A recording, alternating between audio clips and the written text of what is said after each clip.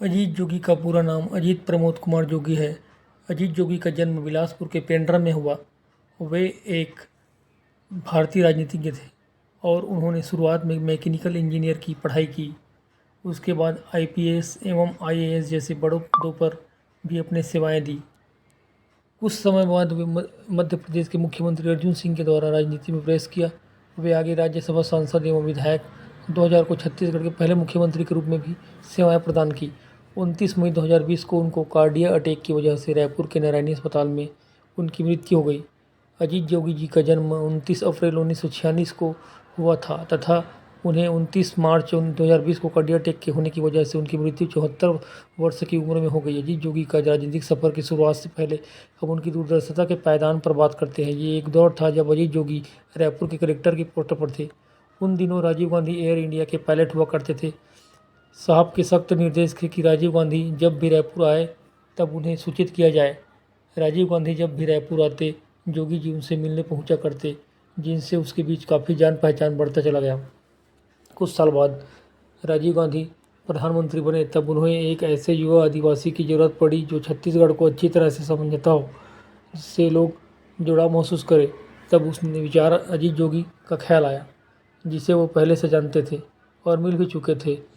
अजीत जोगी उन दिनों इंदौर में कलेक्टर थे। उन्हें राजनीति में आने के लिए प्रस्ताव रखा गया, जिसे जोगी ने स्वीकृति प्रदान की। 1985 में वे राज्यसभा सांसद के रूप में निर्वाचित हुए। अजीत जोगी 1986 में से 1998 तक राज्यसभा सांसद रहे।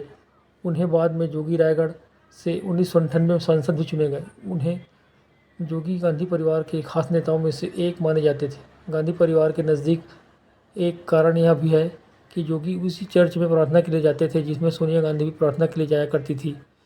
गांधी परिवार से अच्छे संबंध होने के कारण ही उनको आगे चलकर इसके पीछे अच्छे परिणाम मिले। 2 नवंबर 2000 को जब छत्तीसगढ़ राज्य नया बना, उस समय राज्य में कांग्रेस पार्टी का बहुमत थी। ब्रांचेस ने राज्य के पहले मुख्यमंत्री अजीत जोगी को चयनित किया। जोगी जी 2003 के कार्यकाल में पूर्ण होने के तक सीएम बने रहे। 20 अप्रैल 2004 में जब अजीत जोगी महासमुंद लोकसभा के उम्मीदवार हुए, जोगी प्रदेश महासचिव महेंद्र साहू के साथ गरियाबंद जिले के रास्ते कार से जा रहे थे। उनकी कार पेड़ से टकराई। इस दुर्घटना में उनके दोनों पैर के नीचे का हिस्सा काम करना छोड़ दिया, लेकिन उन्होंने फिर भी राजनीति नहीं छोड़ी और राजनीति में अपनी परिस्थितियां कायम रखे। जून 2016 को अजीत जोगी ने कांग्रेस से अलग होने का फैसला कर लिया। अपने विधानसभा क्षेत्र मरवाही कोटनी से हजारों लोगों के बीच पत्नी और बेटे के साथ जोगी ने कहा कि अब मैं पार्टी से अलग होकर एक नई पार्टी बना रहा हूं। 23 जून को जोगी ने नई पार्टी बनाई और उसका नाम रखा जनता कांग्रेस छत्तीसगढ़। 2018 में छत्तीसगढ़ के विधानसभा चुनाव में अजीत जोगी ने बीएसपी के साथ गठबंधन किया, परंतु वो सफल रहे और इस प्रकार उन्हें अपने राजनीतिक जीवन को कभी हार तो कभी जीत से नया आयाम स्थापित किया। अजीत जोगी की बेटी का नाम अनुषा थी, जिसे वे बहुत प्यार करते थे। रायगढ़ के कुतरा रोड स्थित उनके बंगले का नाम उन्होंने अपनी बेटी के नाम पर रखा, जिसका नाम अनुषा पैलेस है। उनकी बेटी किसी और से प्यार करती थी और शादी करना चाहती थी, लेकिन पिता की मर्जी न होने से उनके 12 मई 2000 को आत्महत्या कर लिया। उस समय अजीत जोगी इंदौर में सपरिवार रहते थे।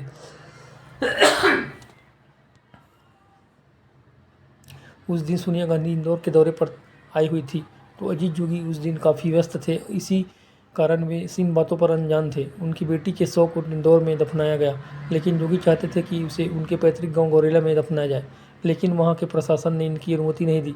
आगे चलकर जब योगी जी छत्तीसगढ़ के सीएम बने तो उनके बेटी की शव को रायपुर में ईसाई रीति रिवाज से दफनाया गया। अजीत जोगी जब 1985 में राजनीति में आए तभी से शुरू हुआ उनकी जाति को लेकर विवाद। टाइम्स ऑफ इंडिया के एक रिपोर्ट के मुताबिक अजीत जोगी के राज्य सांसद बनने तक मध्य प्रदेश हाई कोर्ट ने एक याचिका दाखिल की गई। यह याचिका जोगी के जाति के खिलाफ मनोहर लाल नामक एक शख्स ने याचिका लगाई।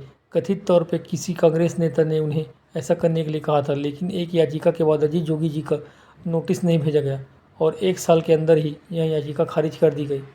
जोगी जी की पहचान दिग्गज आदिवासी नेता के रूप में बनी रही।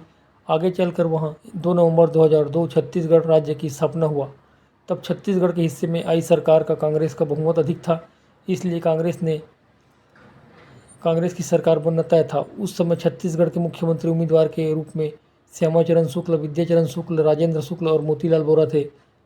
काफ़ी मशक्क़त के बाद भी वोरा और विद्याचरण शुक्ल के बीच फैसला नहीं हो सका। उस समय कांग्रेस में सोनिया गांधी कांग्रेस अध्यक्ष थी। जब छत्तीसगढ़ के मुख्यमंत्री पर फैसला अटका हुआ था, तब कांग्रेस के आलाकमान ने इस विषय को सुलझाने के लिए एक नया दांव खेला और कहा कि छत्तीसगढ़ के पहले मुख्यमंत्री एक आदिवासी नेता होगा। इस विकल्प में केवल अजीत जोगी ही था, इसलिए वे बन गए। छत्तीसगढ़ के पहले मुख्यमंत्री बने तो उसका विधायक बनना तय था। 2001 में उन्हें चुनाव लड़ा मरवाही विधानसभा क्षेत्र से। अनुसूचित जनजाति अर्थात आदिवासी जनजाति के लिए आरक्षित सीट है। ये अजीत जोगी तो सीट जीत गए, लेकिन उनके जाति पर विवाद एक बार फिर से शुरू हो गया। 2001 में संत कुमार नेताम नामक एक व्यक्ति ने राष्ट्रीय अनुसूचित जनजाति आयोग में जोगी के आदिवासी होने को चुनौती दी। आयोग ने जोगी को नोटिस भेजा। जोगी ने हाई कोर्ट का दरवाजा खटखटाया। इंदौर हाई कोर्ट ने यह फैसला सुनाया कि किसी व्यक्ति जाति का फैसला करने का अधिकार अनुसूचित जनजाति आयोग के पास नहीं है। 11 जुलाई 2002 को एक और याचिका लगाई। छत्तीसगढ़ हाई कोर्ट ने बनवारीलाल अग्रवाल नामक याचिका लगाई थी। वे छत्तीसगढ़ विधानसभा के उपाध्यक्ष रह चुके हैं।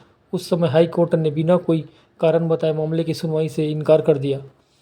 इस बीच जोगी के जाति प्रमाण पत्र की सीबीआई जांच करने की मांग भी उठी। 2012 में जस्टिस सुनील कुमार सिन्हा ने यहां हवाला देते हुए फैसले से इनकार कर दिया कि वे पहले जोगी वकील रह चुके हैं, ऐसे में वे इस मामले की सुनवाई नहीं कर सकते।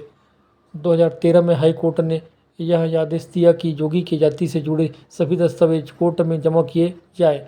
कोर्ट ने 1967 के बाद के सभी रिकॉर्ड मंगाए। 13 अक्टूबर सरकार को निर्देश दिया कि मामले की जांच करवाई जाए। सीनियर आईएएस अधिकारी रीना बाबा साहेब कांगले की अध्यक्षता में समिति बनी। इसी समिति ने जून 2017 में अपनी रिपोर्ट सौंपी। रिपोर्ट में कहा गया कि जोगी के पूर्ण रूप से आदिवासी होने पर पर्याप्त सबूत नहीं मिले। इस समिति ने जोगी के आदिवासी मामले में इनकार कर दिया। बिलासपुर के जिला प्रशासन ने अजीत जोगी के जाति प्रमाण पत्र रद्द कर दिए।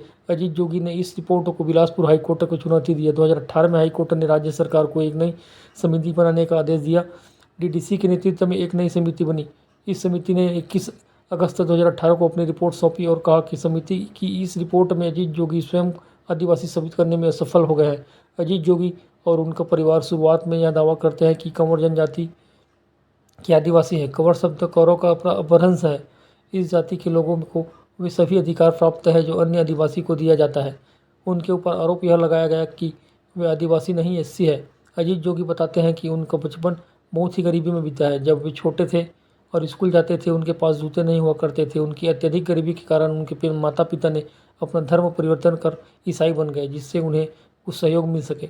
अजीत जोगी ने अपनी आगे की पढ़ाई मिशन की सहायता से पूर्ण की। 2016 में बीबीसी के एक आर्टिकल में विनोद वर्मा ने लिखा कि जोगी पर आरोप है कि आदिवासी नहीं है, अनुसूचित जनजाति के हैं। उन्होंने फर्जी तरीके से आदिवासी का प्रमाण पत्र बनाया है।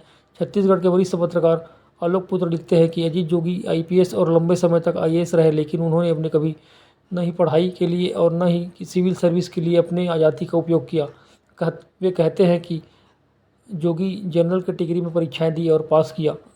यदि साबित नहीं कर पाए कि वे आदिवासी हैं तो उनके ऊपर गलत रूप से आदिवासी के रूप में प्राप्त किए गए सेवाओं का मुकदमा दायर हो सकता है और साथ ही जनता को गुमराह करने का भी, जिससे उनके राजनीतिक प्रतिभा को काफ़ी क्षति होगी और उनका राजनीतिक सफ़र रुक भी सकता है। अजीत जोगी का राजनीति का सफ़र जितना पुराना है, उतना जाति का विवाद उतना ही पुराना उलझा हुआ है।